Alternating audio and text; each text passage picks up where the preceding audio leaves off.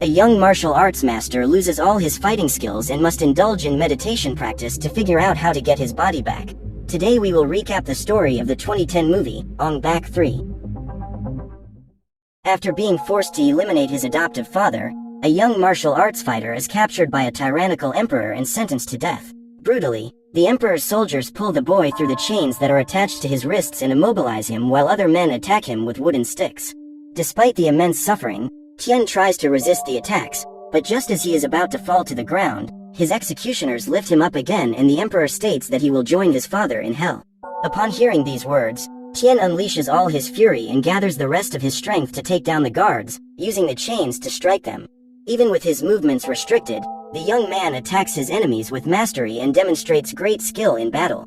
Alone and wounded, he eliminates a group of strong, healthy men with great agility. However, new soldiers arrive on the scene and Tien is eventually defeated. A few kilometers away from there is a small village full of sick people. They all show the same symptoms of constant despair, and the villagers theorize that this illness stems from a curse. In an attempt to rid the residents of that terrible plague, Master Bua goes to meditate in a cave next to statues of Buddha. Meanwhile, Tien continues to suffer the most terrible attacks, which cause damage to every bone in his body. Faced with such brutality, all his will to live deserts him and he gives up the fight, accepting the bleak future that awaits him. Aware that his death is approaching, the boy remembers all the important moments of his life and remembers Pim, his best childhood friend. Before leaving the village, the boy presented her with a bracelet and promised that one day they would see each other again. During the meditation, Master Bua has a vision of a sorcerer practicing black magic, whose body is covered with tattoos of ancient symbols and inscriptions. The evil spirit then tries to invade his body, but Master Bua uses meditation as a resource to expel it. He then gets rid of all his hair and goes to the hill to say his prayers. Sitting on his throne, Emperor Rajasena hears voices prophesying that he will meet a terrible fate, and this begins to torment him. Rajasena remembers the day of the death of the former emperor, whom he poisoned to usurp his throne. Before he dies, the man curses his traitor, and as he remembers this dark episode from his past, Rajasena realizes that there is blood running down his head. Suddenly, his entire tent begins to crumble and the elephant statues that are carved next to the throne fight among themselves.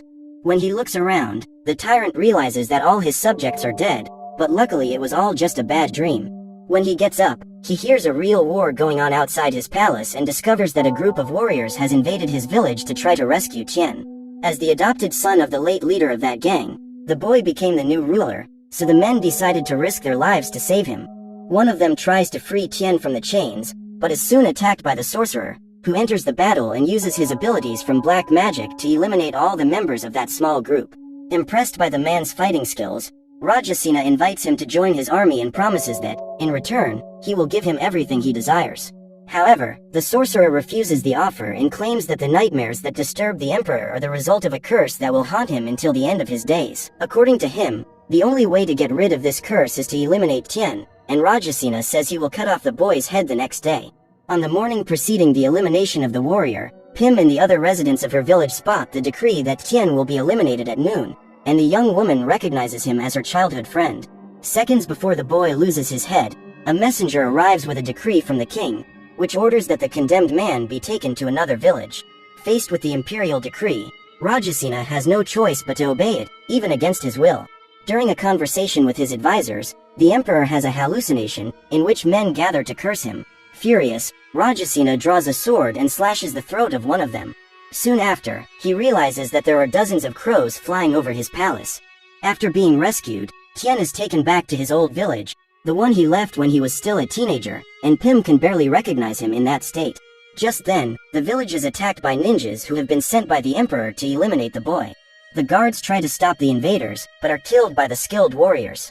When one of the ninjas walks toward Tien, he is knocked down by a strong blow, but he also manages to get rid of the two warriors who team up to attack him. During the battle, Pim decides to stay by her old friend's side and believes it is her end when all the warriors in her village are defeated. However, just as the ninja believes he will finish his mission, his neck begins to bleed, as it was cut at the end of his last fight. That same day, Master Bua gathers the village healers to take care of Tien.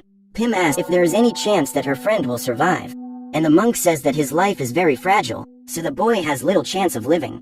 In the hope of restoring him, Bua asks everyone to come together to build a symbol that will allow Tien's soul to return to his body.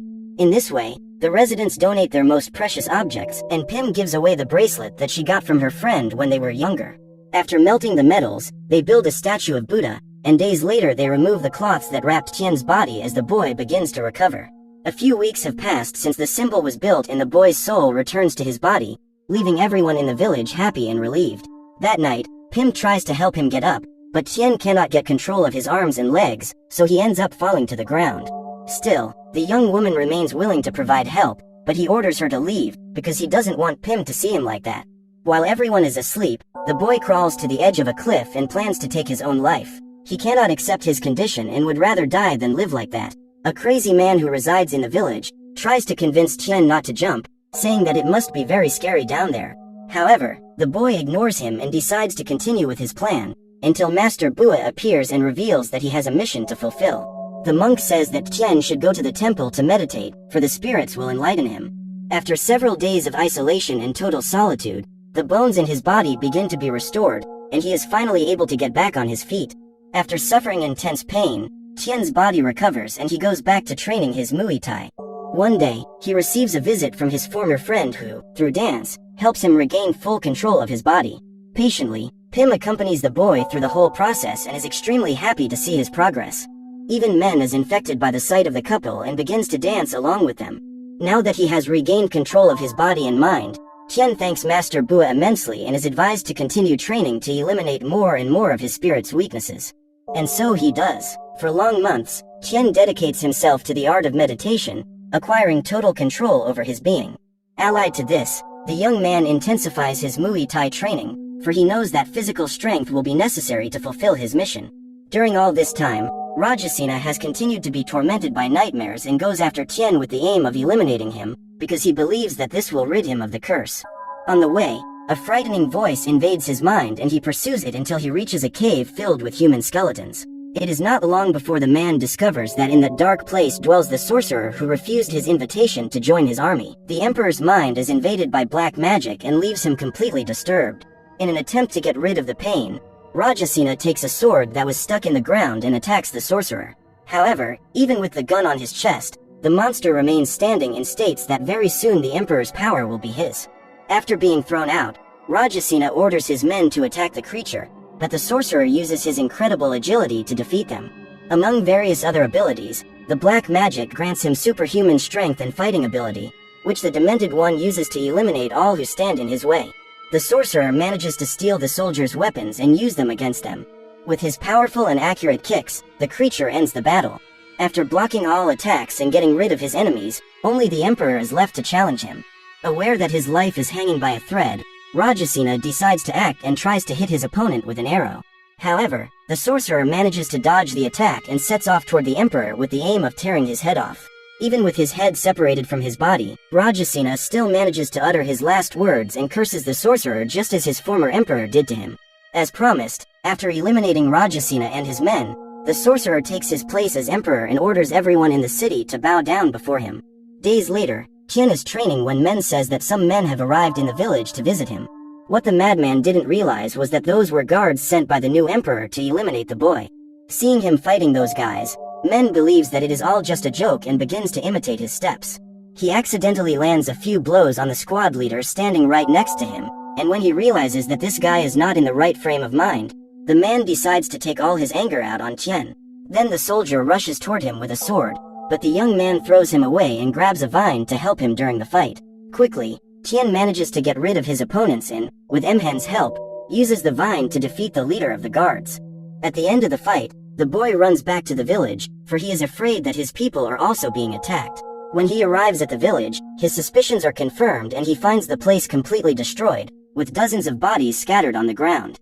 Tien walks around looking for Pim and realizes that she has been forcibly taken along with several other villagers.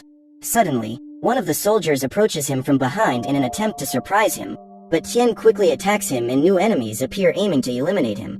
For the first time in several months, the young man contests his skills in battle and finds that he is even more powerful than before.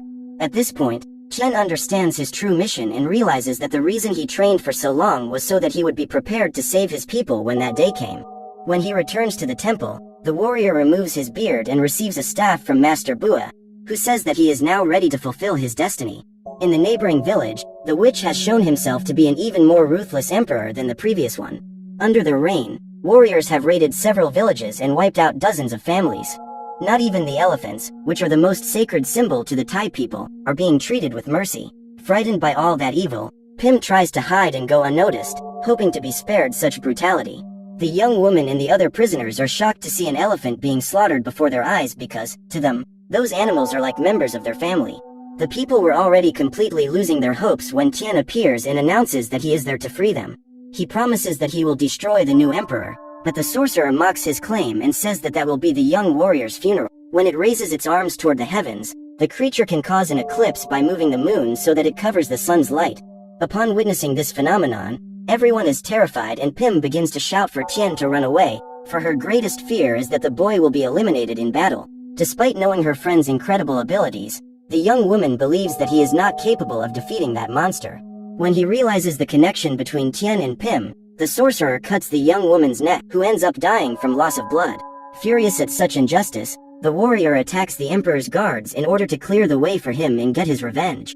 Tien then uses a combination of punches and kicks to defeat his enemies and destroys their weapons with only the strength of his legs. After landing a sequence of elbows to the head of one of his opponents, he marches under the sand and runs over all those who try to stop him. In order to disperse Tien's attention, the guards release the elephants, who, frightened, walk quickly through the camp where the prisoners are, destroying absolutely everything on the way. Realizing that the elephants are being used to destroy his people, Tien becomes even angrier and attacks the guards violently. Despite taking a few blows and being pierced by spears, the boy refuses to abandon his mission and enlists the help of the elephants to help him in this battle. The young man jumps on the back of these animals in order to overthrow the men who control them, and uses everything he learned during his training period to save his people. At one point in the fight, Tien manages to steal the spear from one of his opponents and uses the weapon to pierce them. He even uses the sand beneath his feet as a distraction to attack his enemies without them having a chance to fight back. The warrior is throwing punches and elbows at one of those guys when he sees an army of soldiers running towards him. At this point, he enlists the help of an elephant to throw a monument in the direction of his enemies and massacre them. Fearful that Tien will be able to defeat his guards, the sorcerer decides to attack him and throws a spear that strikes right through his heart. Seeing his opponent fall to his knees, the sorcerer boasts about his power, but soon realizes that none of it was real. It was all an illusion caused by Tien. The boy had been meditating all this time, and in this way was able to predict exactly what would happen if he attacked the enemy. Therefore, he wisely decided not to move, and in this way managed to avoid even Pim's death. At this time, the sorcerer who claimed to be able to control the heavens is struck by lightning, and immediately the sun shines again, causing his guards to come out of the enchantment they were under. When the sunlight directly hits his body, the emperor is abandoned by the dark magic that gave him all that power. The tattoos that were distributed all over his body begin to disappear and the man is completely weakened. Even so, he does not accept his defeat and goes after Tien with what little skill he has left. However, the boy calmly dodges his blows and uses his own body as a shield to block any attack. During the fight, Tien throws his enemy away and, after spinning in the air, the demented man falls into the water. Feeling overwhelmed, he stands up even more furious and tries a new attack. However, he can't even touch the warrior who, after spinning him once more, knocks him back into the water. On his third attempt, the emperor is thrown out of the lake, and the battle continues. This time he uses the ashes inside a vase to blind his opponent, and thus manages to land 2 kicks on him. Confident that he will win this duel, the former sorcerer throws a spear at Tien, but this time the boy manages to stop him with his hands before the sharp object hits his neck. When he realizes that his blow did not have the expected effect, the emperor makes another attempt, but Tien manages to lift him with only one hand, and the demented man ends up falling on top of the tusk of one of the elephants he has captured. With his abdomen pierced, the emperor is eliminated forever and Tien is able to complete his mission to free his people. In this way, he is able to return home with the villagers who survived, and together they begin a routine of prayers and for the opportunity for a fresh start. Please like and subscribe for more movie recap.